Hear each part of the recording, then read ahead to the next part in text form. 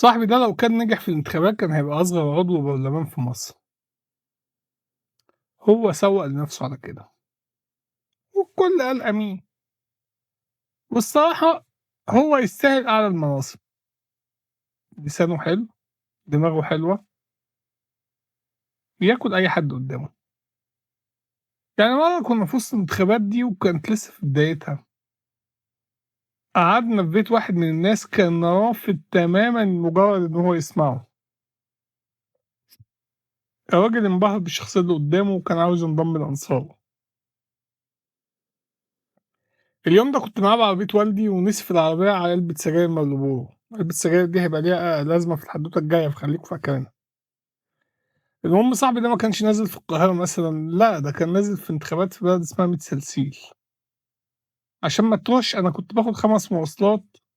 لو مش معايا عربية والدي يعني، عشان أوصل لبلدهم، سفر يعني،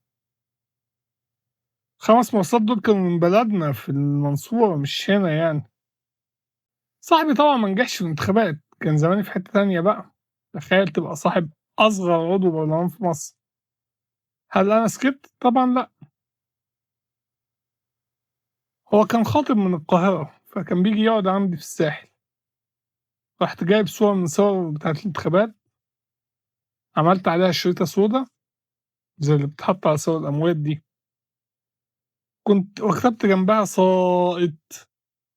وعدد الأصوات اللي جابها في الانتخابات، كان عدد هزيل يعني 600 حاجة كده، رُحت معلقها في وش الباب، يعني أي حد هييجي عندي الشقة هيشوفها،